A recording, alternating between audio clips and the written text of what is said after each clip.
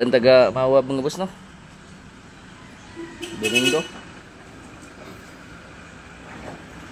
Yang so di ma-delete ang kuan mga boss, intake air temperature ay 80 sensor 1 circuit input high. Mo na isagad katong putol ang kuan niya, resistor sa mass airflow.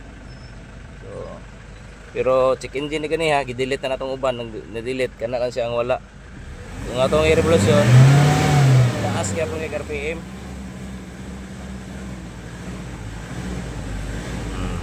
So testing na to, road test kung power ba yun. Shout out to eh. Shout out.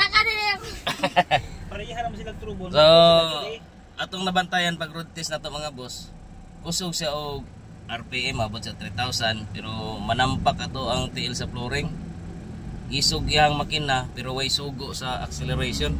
So kambyuhan nato ni og mass airflow. Ay air intake temperature man siya, mass airflow na siya mga boss. Yan nato ning duha ka mass airflow ug asay mass power. So intake air temperature ay 80 sensor 1 circuit input high. Ganiha dili ma-delete mga boss, no? Testing na to. Ayos. Kung mabalik guba gapon. Okay, no trouble code na. Basta daghanan niya ni please repair to service manual, no, pero mas airflow rigid guba mga boss. Kini ray nung dana na mga boss, oh. Mong daghan kay hindi ma-delete ay 80 ang yang itudlo, daghan kayong service. Kini nga sensor dere mga boss, oh. Kana, oh. Kana nga di ba klaro? Kini, oh. Na so dapat dili na siya taya diha. So mura gyapon okay siya mga boss, kay kung RPM nimo ni power kayo pero babantayan nimo nigdagan manampak imuhang pedal sa flooring. So solbad na ni.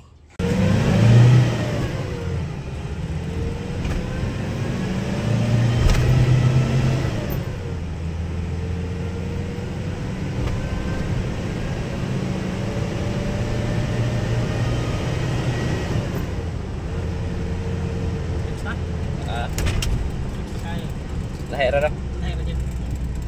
Ang duot ni mug ang dagan ba? Magsabay. Sabay siya. Dili bitay. Kato taas ug utong way dagan. Nagalig ito ganyan isang pag kumuli mo. Amloring ka to. Ang nanay nga bakilid ato. Babantayan ito nimo. Iban na lang gini siya ganit. Dali ka mo roting isog. Mangisog pero putol. Putol ganyan mo roting isog.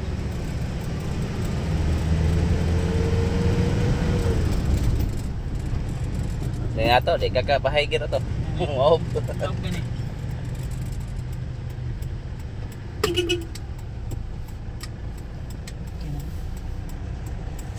Sinto na ko ani.